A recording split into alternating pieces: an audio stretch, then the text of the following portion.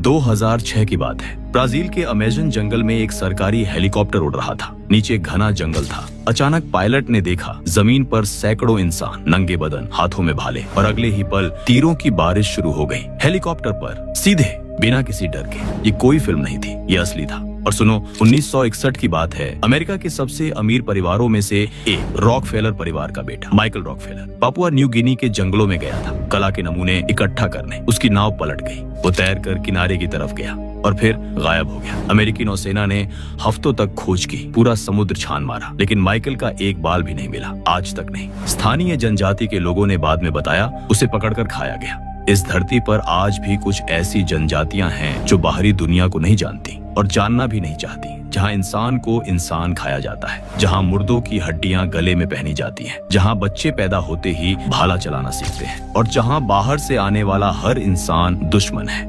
आज की इस वीडियो में आप देखेंगे वो जनजाति जो पेड़ों पर घर बनाकर इंसानों का शिकार करती है, वो योद्धा जो अपने मृत प्रियजन का मांस खाते हैं प्रेम के नाम पर, वो साधु जो जलती चिताओं पर बैठकर खाना खाते हैं, वो जनजाति जो इतनी रहस्यमय है कि उनकी एक भी स्पष्ट तस्वीर नहीं है, और वो नंबर 1 जनजाति जो इतनी खूंखार है कि खुद ब्राजील सरकार उनसे डरती है। तो तैयार हो जाइए, क्योंकि ये कहानी आपकी रूह कंपा देगी। वीडियो को आखिर तक जरूर देखिएगा। आप देख रहे हैं 143 एक्सप्लेन। अगर चैनल नया लग रहा है तो अभी सब्सक्राइब कर लीजिए। आप में से 99% लोग सब्सक्राइब नहीं करते। तो चलिए शुरू करते हैं नंबर 10 से। नंबर 10, चिम्बू जनजाति, पापुआ न्यू गिनी। प्रशांत महासागर में एक द्वीप देश है पापुआ न्यू गिनी, दुनिया के सबसे घने और दुर्गम जंगलों में से एक। यहाँ के जंगल इतने घने हैं कि दिन में भी सूरज की रोशनी जमीन तक नहीं पहुँचती। यहाँ आज भी ऐसे इलाके हैं जहाँ किसी बाहरी इंसान का पैर नहीं पड़ा। और इसी देश के चिम्बू प्रांत में समुद्र तल से लगभग 2400 मीटर की ऊंचाई पर रहती है चिम्बू जनजाति। लगभग 1,80,000 लोग। लेकिन इनकी संख्या से मत घबराइए। इनका असली खौफ संख्या में नहीं, इनके उस रिचुअल में है जो रात के अंधेरे में होता है। हजारों सालों से चिम्बू इन्हीं पहाड़ों में रह रहे हैं। पड़ोसी जनजातियों से लड़ाई इनके लिए रोजमर्रा की बात है, और इसी लड़ाई से जन्म हुआ एक ऐसे रिचुअल का जो इंसानी दिमाग की सबसे चालाक और सबसे भयावह खोज है। जब चिम्बू को युद्ध पर जाना होता है तो ये अपने पूरे शरीर पर सफेद रंग पोतते हैं, हड्डियों जैसा सफेद, आंखों के चारों तरफ गहरा काला, छाती पर पसलियों की आकृति। और जब ये तैयार होते हैं तो ये जीते जागते कंकाल लगते हैं। रात के अंधेरे में जब ये जंगल से निकलते हैं धीरे धीरे बिना आवाज के, तो दुश्मन को लगता है कि मुर्दे उठ गए हैं कब्रों से और उनकी तरफ चले आ रहे हैं। दुश्मन पहले मानसिक रूप से टूट जाता है, और जब वो डर से कांपने लगे तब चिम्बू हमला करते हैं एक झटके में, बिना किसी दया के। चिम्बू का मानना है कि जब वो ये रूप धारण करते हैं तो उनके पुरखों की आत्माएं उनके शरीर में आ जाती हैं। वो अजेय हो जाते हैं, मृत्यु और जीवन के बीच की अवस्था में, जहाँ कोई हथियार उन्हें नहीं छू सकता। 1983 में पहली बार जब बाहरी दुनिया के शोधकर्ता इनसे मिलने गए तो उनमें से 2 लोग डर से बेहोश हो गए, सच में। और 2019 में पापुआ न्यू गिनी के एक स्थानीय पुलिसकर्मी ने बताया जब उसकी टीम रात में एक गांव की जांच करने गई और अचानक चिम्बू योद्धाओं से सामना हुआ तो उसके 3 साथी बिना कुछ हुए वहीं बेहोश हो गए, सिर्फ डर से। आज भी पापुआ के जंगलों में रात को इनकी आवाजें सुनाई देती हैं, और जो सुनता है वो सुबह तक जंगल छोड़ देता है। नंबर 9, कोम्बाई जनजाति, Papua New Guinea. Papua New Guinea के दक्षिण पूर्वी हिस्से में बोवेन नदी के किनारे घने दलदली जंगलों में रहती है कोम्बाई जनजाति। ये इलाका इतना दुर्गम है कि यहाँ तक पहुँचने के लिए पहले छोटे विमान से जाना होता है, फिर नाव से, और फिर पैदल घंटों तक। यहाँ के जंगल में हर तरफ दलदल है, जहरीले सांप हैं, खतरनाक कीड़े हैं, लेकिन इन सबसे बड़ा खतरा जमीन पर नहीं, आसमान में है। कोम्बाई अपने घर पेड़ों पर बनाते हैं, 35 से 50 मीटर की ऊंचाई पर। इतनी ऊंचाई पर कि नीचे से देखने पर घर दिखता भी नहीं, बादलों में छुपा हुआ। क्यों? क्योंकि जमीन पर दुश्मन है, और दुश्मन तक पहुंचने से पहले कोम्बाई का भाला पहुंच जाता है। कोम्बाई नरभक्षी है, ये अपने दुश्मनों को खाते हैं। इनका मानना है कि दुश्मन का मांस खाने से उसकी शक्ति और आत्मा तुम्हारे अंदर आ जाती है, तुम और ताकतवर हो जाते हो। और जो इनके इलाके में बिना अनुमति घुसे वो भी दुश्मन है, चाहे वो शोधकर्ता हो, पत्रकार हो या सरकारी अधिकारी। 1974 में डच खोजकर्ता निको डे ब्रुएन अपनी टीम के साथ इनके जंगल में घुसा। दूर से उसने देखा पेड़ों से धुआं उठ रहा है। उसने ऊपर देखा और उसकी सांसें रुक गईं। पेड़ की चोटी पर एक पूरा गांव था, जलती आग, लकड़ी के घर, इंसानी आवाजें, और वहां से 20 भाले उस पर तन चुके थे। वो बच गया। लेकिन उसका एक साथी नहीं बचा। 2006 में एक जर्मन फिल्म टीम ने कोम्बई पर डॉक्यूमेंट्री बनाने की कोशिश की। टीम हेलीकॉप्टर से उतरी, कैमरे लगाए और जैसे ही वो जंगल के अंदर गए, भाले आने लगे। टीम का एक सदस्य बाल बचा, कैमरे वहीं छूट गए, टीम भाग गई। आज भी कोम्बई के जंगल में जाने की किसी को अनुमति नहीं है। पापुआ न्यू गिनी सरकार ने इस पूरे इलाके को प्रतिबंधित क्षेत्र घोषित किया हुआ है और वो पेड़ों पर बने घर आज भी वहाँ हैं, 50 मीटर ऊपर अंधेरे में। नंबर 8, कवाहिवा जनजाति, ब्राजील के माटो ग्रोसो राज्य में अमेजन के सबसे घने और अछूते हिस्से में रहती है एक ऐसी जनजाति जिसे दुनिया भूत जनजाति कहती है, कवाहिवा, क्योंकि इन्हें आज तक कोई पकड़ नहीं सका, देख नहीं सका और ठीक से जान नहीं सका। फुनाई, ब्राजील की आदिवासी कल्याण एजेंसी पिछले 30 सालों से इन्हें खोज रही है। विमान भेजे, हेलीकॉप्टर भेजे, प्रशिक्षित दल भेजे, हर बार एक ही नतीजा, खाली घर, जलती हुई आग, आधा खाया हुआ खाना, ताजे पैरों के निशान और कोई नहीं, जैसे हवा में घुल गए हों। 2018 में फुनाई की एक विशेष टीम को इनके शिविर के पास ताजे पैरों के निशान मिले। टीम आगे बढ़ी और अचानक जंगल से आवाजें आने लगी, अजीब आवाजें, इंसानी लेकिन किसी जानी पहचानी भाषा में नहीं, जैसे जंगल खुद बोल रहा हो। टीम रुकी, आवाजें बंद हो गई, टीम आगे बढ़ी और अचानक एक पेड़ से भाला आकर ठीक टीम के नेता के पैर के पास गड़ गया। टीम वापस लौट आई। कवाहिवा इतने रहस्यमय हैं कि इनकी कोई स्पष्ट तस्वीर आज तक नहीं है, सिर्फ धुंधली हवाई रिकॉर्डिंग है जिसमें कुछ इंसान जंगल में भागते दिखते हैं। विशेषज्ञों का मानना है कि ये जानबूझकर छुपते हैं क्योंकि बाहरी दुनिया से इनका पिछला अनुभव बहुत दर्दनाक रहा है। 20वीं सदी की शुरुआत में जब ब्राजील में रबर का व्यापार चरम पर था तो रबर व्यापारियों ने इनके पूरे कबीले को लगभग खत्म कर दिया था। गांव जलाए, लोग मारे, बच्चे उठाए, जो बचे वो जंगल में और गहरे चले गए और तब से इन्होंने एक नियम बना लिया, बाहरी इंसान दुश्मन है हमेशा, बिना किसी अपवाद के। 2019 में एक अवैध लकड़हारा कवाहिवा के इलाके में घुसा। 3 दिन बाद उसकी लाश मिली। शरीर में 4 हस्त निर्मित तीर थे। आज भी कवाहिवा जंगल में है, देख रहे हैं, हर हरकत पर नजर रख रहे हैं और जो उनके इलाके में घुसता है वो नहीं जानता कि कहां से भाला आएगा। नंबर 7, मास्को पिरो जनजाति, पेरू। दक्षिण अमेरिका के पेरू देश में अमेजन के मैनू राष्ट्रीय उद्यान के भीतर इतने घने जंगल हैं कि उपग्रह से भी जमीन दिखाई नहीं देती। इसी जंगल की गहराइयों में रहती है मास्को पिरो जनजाति, दुनिया की सबसे बड़ी असंपर्कित जनजाति। लगभग 800 से 1000 लोग और इनसे संपर्क करने की कोशिश करने वाले हर इंसान के साथ एक ही बात हुई, मौत। मास्को पिरो के तीर 2 मीटर लंबे होते हैं, बांस से बने, इतने तीखे कि पेड़ की मोटी छाल को पार कर जाए और ये इतनी तेजी से चलाते हैं कि देखने से पहले तीर लग जाता है। 1997 में पेरू के एक गाइड की लाश मिली जो मास्को पिरो के इलाके के पास गया था। शरीर में 9 तीर थे। 2011 में एक स्थानीय मार्गदर्शक निकोलस शाको फ्लोरेस जो 20 साल से इनसे मित्रता बनाने की कोशिश कर रहा था, एक दिन जंगल गया, वापस नहीं आया। अगले दिन उसकी लाश मिली। शरीर में 6 तीर थे और 2015 में 2 लकड़हारे गए। एक की लाश मिली, दूसरा आज तक लापता है। लेकिन मास्को पिरो सिर्फ खूंखार नहीं, रहस्यमय भी है। 2012 में पहली बार इन्होंने खुद बाहर आकर संपर्क किया। एक नदी के किनारे स्थानीय लोगों से केले और रस्सी मांगी और वापस चले गए। शोधकर्ता आज भी नहीं जानते इन्होंने अचानक संपर्क क्यों किया। क्या ये बाहरी दुनिया को स्वीकार करने लगे हैं या ये जानकारी इकट्ठा कर रहे थे अगले हमले के लिए। पेरू सरकार ने इनके पूरे इलाके को प्रतिबंधित क्षेत्र घोषित किया है, लेकिन अवैध लकड़हारे और नशे के तस्कर आज भी इनके जंगल में घुसते हैं और जो घुसता है मास्को पिरो उसे माफ नहीं करते। नंबर 6, अयोरियो जनजाति, पैराग्वे और बोलिविया। दक्षिण अमेरिका के पैराग्वे और बोलिविया की सीमा पर चाको के सूखे और घने जंगलों में रहती है अयोरियो जनजाति। ये वो इलाका है जहाँ गर्मी में तापमान 50 डिग्री तक पहुँच जाता है, जहाँ पानी मिलना मुश्किल है, जहाँ जहरीले सांप और बिच्छू हर कदम पर हैं। और इसी नरक में अयोरियो न सिर्फ जीते हैं बल्कि राज करते हैं। अयोरियो दक्षिण अमेरिका की आखिरी असंपर्कित जनजाति है जो जंगल के बाहर भी रहती है और ये वो जनजाति है जो बाहरी लोगों को देखते ही पहले भागती नहीं, पहले हमला करती है। 2004 में एक ईसाई मिशनरी दल न्यू ट्राइब्स मिशन इनसे मिलने गया, पूरी तैयारी के साथ, उपहार लेकर, शांति का संदेश लेकर। उनमें से एक मिशनरी का नाम था रोबर्टो लॉर्च। वो वापस नहीं आया, बाकी दल किसी तरह जान बचाकर भागा। लेकिन अयोरियो का सबसे खौफनाक पहलू उनकी हिंसा नहीं, उनकी एक परंपरा है। जब भी इनके बच्चे बीमार पड़ते थे ये उन्हें जिंदा दफना देते थे अपने हाथों से, अपने बच्चों को, क्योंकि इनका मानना था कि बीमार बच्चे के शरीर में बुरी आत्मा आ गई है और उसे जिंदा दफनाने से बुरी आत्मा जमीन में चली जाती है, बाकी जनजाति बच जाती है। ये परंपरा 2000 के दशक तक जारी रही। 2010 में जब कुछ अयोरियो सदस्यों ने खुद बाहरी दुनिया से संपर्क किया तो उन्होंने बताया कि उनके गाँव में अभी भी कुछ समूह है जो पूरी तरह असंपर्कित है और जो कोई भी उनके पास जाता है वो वापस नहीं आता। उन्होंने ये भी बताया उन समूहों के पास अब आधुनिक हथियार भी हैं, अवैध तस्करों से लूटे हुए। नंबर 5, अघोरी साधु भारत। और अब हम आते हैं एक ऐसी जनजाति पर जो हमारे अपने देश में है, भारत। उत्तर प्रदेश का पवित्र शहर वाराणसी, गंगा नदी का किनारा, और उस किनारे पर एक घाट है, मणिकर्णिका घाट, जहाँ 24 घंटे चिताएं जलती हैं। हर रोज सैकड़ों लाशें, हर रोज धुआं, हर रोज राख। और इसी जलते हुए घाट पर रात के सबसे घने अंधेरे में कुछ लोग बैठे हैं, राख से ढके शरीर, नंगे पांव, जलती चिता के पास, और वो खाना खा रहे हैं। ये अघोरी है।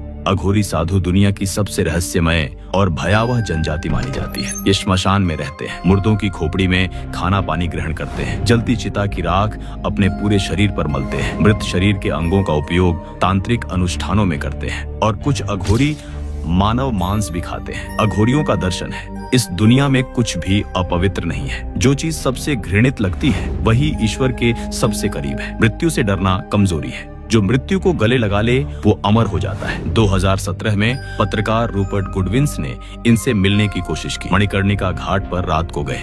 एक अघोरी बाबा जलती चिता के पास बैठे थे। गुडविन्स ने तस्वीर लेनी चाहिए। अघोरी बाबा ने धीरे से सिर घुमाया। उनकी आंखें लाल थीं और उन्होंने कहा, यहाँ से चला जा, वरना तेरी खोपड़ी मेरे कमंडल में होगी। गुडविन्स वहाँ से भाग गए। वाराणसी के स्थानीय लोग बताते हैं, अघोरियों से दुश्मनी मोल लेने वाले के साथ अजीब घटनाएं होती हैं, बीमारियां आती हैं, परिवार टूटता है, और कभी कभी लोग अचानक पागल हो जाते हैं। इसीलिए वाराणसी में कोई अघोरी से आंख नहीं मिलाता। आज भी मणिकर्णिका घाट पर रात को जाने की हिम्मत बहुत कम लोगों में होती है, और जो जाता है वो एक ऐसी दुनिया देखता है जो इसी भारत में है, लेकिन किसी और ही आयाम में। दोस्तों, रुकिए एक पल। अभी तक आपने 5 जनजातियां देखी, लेकिन जो आगे आने वाला है वो इन सब से कहीं ज्यादा खतरनाक है। नंबर 1 की कहानी सुनकर आपकी रूह कांप जाएगी। अगर आप अभी तक सब्सक्राइब नहीं किए हैं तो अभी कर लीजिए। वीडियो को लाइक करके इसे हाइप कर दीजिए। आपकी सपोर्ट ही हमारा मोटिवेशन है। चलिए आगे बढ़ते हैं।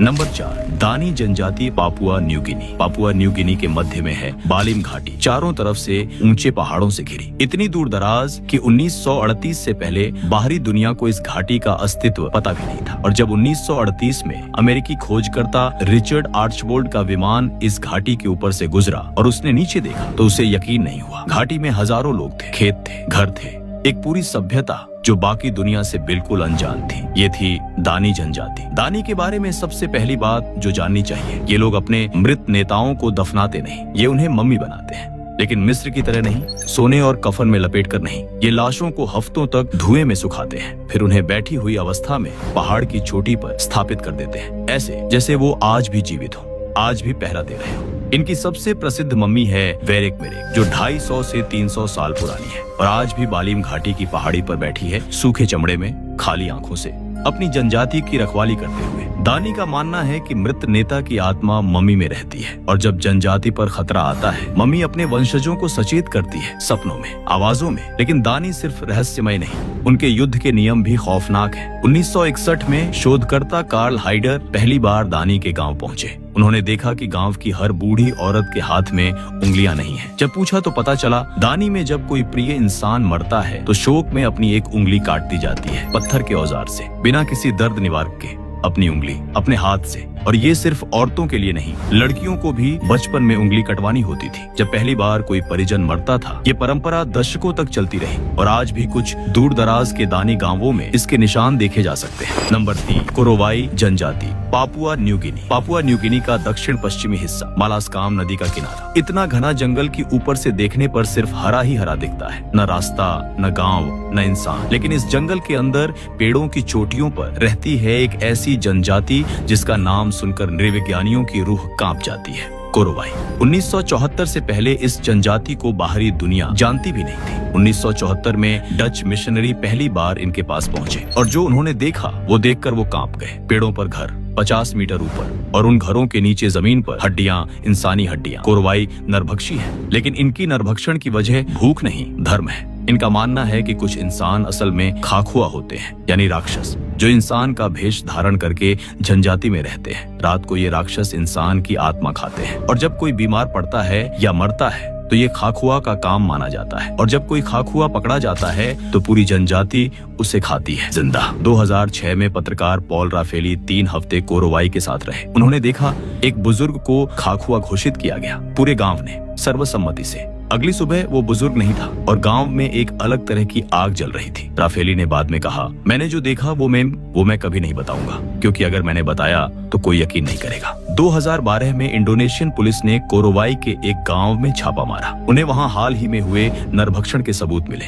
3 लोगों को गिरफ्तार किया गया, लेकिन बाकी जनजाति जंगल में गायब हो गई। आज भी कोरोवाई के जंगल में रात को ऊंचे पेड़ों पर रोशनी दिखती है और नीचे अंधेरे में कुछ हिलता है। नंबर 2, जारवा जनजाति, भारत। और अब हम आते हैं हमारे अपने देश पर, भारत। बंगाल की खाड़ी में अंडमान द्वीप समूह, पोर्ट ब्लेयर से लगभग 50 किलोमीटर दक्षिण में दक्षिण अंडमान और मध्य अंडमान के घने जंगलों में रहती है जारवा जनजाति, लगभग 400 लोग। और भारत सरकार ने इनके इलाके के 10 किलोमीटर के दायरे में जाना कानूनन अपराध घोषित किया हुआ है। क्यों? क्योंकि जो जाता है वो वापस नहीं आता। जारवा पिछले 60,000 सालों से इन द्वीपों पर रह रहे हैं। 60,000 साल। जब बाकी दुनिया में इंसान अभी पत्थर के औजार बना रहा था, तब से ये यहाँ हैं और तब से लेकर आज तक इन्होंने बाहरी दुनिया को स्वीकार नहीं किया। 1896 में एक कैदी अंडमान की ब्रिटिश जेल से भागा। भागते भागते जारवा के इलाके में घुस गया। अगले दिन उसकी लाश मिली। शरीर में 7 तीर थे। 1974 में भारत सरकार ने शांति स्थापित करने के लिए एक विशेष दल भेजा, उपहार लेकर, नारियल, केले, नाव से। जैसे ही नाव किनारे पहुंची, तीरों की बारिश शुरू हो गई। दल भाग गया। 1998 तक जारवा पूरी तरह असंपर्कित थे। 1998 में एक ऐतिहासिक पल आया जब कुछ जारवा युवक खुद बाहर आए, पहली बार अपनी मर्जी से, और धीरे धीरे सीमित संपर्क शुरू हुआ। लेकिन ये संपर्क बहुत नाजुक है। 2006 में एक मछुआरा गलती से जारवा के मुख्य इलाके में घुस गया। 3 दिन बाद उसकी लाश मिली। पहचान सिर्फ कपड़ों से हुई। 2018 में एक अमेरिकी पर्यटक जॉन एलन चाओ, जो यहाँ धर्म प्रचार करने आया था, जारवा के पड़ोसी उत्तर सेंटिनल द्वीप पर गया और अगले दिन स्थानीय मछुआरों ने दूर से देखा, समुद्र तट पर एक लाश पड़ी है, तीरों से भरी। जारवा के तीर बांस से बने होते हैं। नोक पर कभी कभी जहर लगा होता है। एक खरोंच भी काफी है। आज भी अंडमान में एक सड़क है, अंडमान ट्रंक रोड, जो जारवा के इलाके से होकर गुजरती है, और उस सड़क पर गाड़ियां रुक नहीं सकती, खिड़कियां खुली नहीं रख सकती, क्योंकि अगर जारवा ने देख लिया तो तीर आ सकता है बिना किसी चेतावनी के। नंबर 1, यानोमामी जनजाति, ब्राजील और वेनेजुएला। और अब आता है वो पल जिसका आप इंतजार कर रहे थे। नंबर 1, दक्षिण अमेरिका। ब्राजील और वेनेजुएला की सीमा पर अमेजन और ओरिनोको नदी के बीच दुनिया के सबसे घने और अछूते जंगल में रहती है यानोमामी जनजाति। लगभग 35,000 लोग, 200 से ज्यादा गांव, और इतने बड़े इलाके में फैले कि ब्राजील और वेनेजुएला दोनों सरकारें मिलकर भी इन पर पूरा नियंत्रण नहीं रख पाती। यानोमामी का नाम सुनते ही ब्राजील के सरकारी अधिकारी भी सांस रोक लेते हैं, क्योंकि यानोमामी सिर्फ असंपर्कित नहीं, ये सक्रिय रूप से खूंखार है। इनके युद्ध का एक नाम है वाइटेरी, यानी हिंसक होने की भावना। यानोमामी समाज में अगर तुम हिंसक नहीं हो तो तुम कमजोर हो, और कमजोर का कोई सम्मान नहीं। बच्चे बचपन से भाला चलाना सीखते हैं, किशोरावस्था में पहला युद्ध लड़ते हैं, और जब तक पहला दुश्मन नहीं मारते असली योद्धा नहीं बनते। 1968 में मानव शास्त्री नेपोलियन शेगनोन यानोमामी के साथ रहे। उन्होंने देखा इनके गांव में हर हफ्ते लड़ाई होती है। कभी कभी एक ही गांव के 2 गुट आपस में भिड़ जाते हैं, लाठियों से, भालों से, एक दूसरे के सिर पर। और जब बाहरी दुश्मन आते हैं तो पूरा गांव एक हो जाता है, एक हमले में, एक रात में, बिना किसी चेतावनी के। लेकिन यानोमामी का सबसे खौफनाक और रहस्यमय रिचुअल है एंडो कैनिबेलिज्म। जब इनका कोई प्रिय मरता है तो लाश को जलाया जाता है पूरी तरह। राख को इकट्ठा किया जाता है और फिर उस राख को केले के सूप में मिलाया जाता है, और पूरी जनजाति, हर आदमी, हर औरत, हर बच्चा वो सूप पीता है। क्यों? क्योंकि यानोमामी का मानना है मृत व्यक्ति की आत्मा तब तक मुक्त नहीं होती जब तक उसका शरीर पूरी तरह जनजाति के अंदर न समा जाए। ये प्रेम की सबसे विचित्र और भयावह अभिव्यक्ति है। ये हिंसा नहीं, ये उनके लिए श्रद्धांजलि है। और इसीलिए यानोमामी अपने मृतकों की हड्डियां किसी को नहीं देते, कभी नहीं, क्योंकि उनके लिए मृत शरीर का हर कण पवित्र है। 1993 में एक सोने की खान के लालच में ब्राजीलियन खनिकों का एक बड़ा दल यानोमामी के मुख्य गांव हाशिमू में घुसा। उन्होंने गांव पर हमला किया। 16 यानोमामी मारे गए, जिनमें बच्चे थे, बूढ़े थे, औरतें थी। इस घटना को इतिहास में हाशिमू नरसंहार कहते हैं। यानोमामी ने बदला लिया। कैसे? इसका पूरा विवरण आज भी रिकॉर्ड पर नहीं है, लेकिन उस दल के जो खनिक वापस आए, उन्होंने जो बताया वो सुनकर बाकी खनिकों ने उस इलाके में जाना बंद कर दिया। 2023 में ब्राजील के राष्ट्रपति लुइज इनासियो लुला डा सिल्वा ने यानोमामी के इलाके से अवैध खनिकों को निकालने के लिए एक बड़ा अभियान चलाया। हजारों खनिक निकाले गए, लेकिन जंगल इतना विशाल है, इतना घना, कि आज भी सैकड़ों खनिक वहाँ छुपे हैं। और यानोमामी अपने जंगल की रखवाली कर रहे हैं, उसी तरह जैसे वो हजारों सालों से करते आए हैं, बिना रुके, बिना थके, बिना माफ किए। तो दोस्तों, आज आपने देखा दुनिया की 10 सबसे खतरनाक और रहस्यमय जनजातियां। अगर ये वीडियो आपको अच्छी लगी तो इसे लाइक कीजिए, अपने उस दोस्त को शेयर कीजिए जो रहस्यमय चीजें जानने का शौक रखता हो, और अगर अभी तक सब्सक्राइब नहीं किया तो अभी कर लीजिए। बेल आइकन भी दबा दीजिए ताकि अगली वीडियो की सूचना सबसे पहले आपको मिले। अगली वीडियो में हम लेकर आएंगे एक और ऐसा रहस्य जो आपकी दुनिया बदल देगा। 143 एक्सप्लेन्ड, हर राज का जवाब।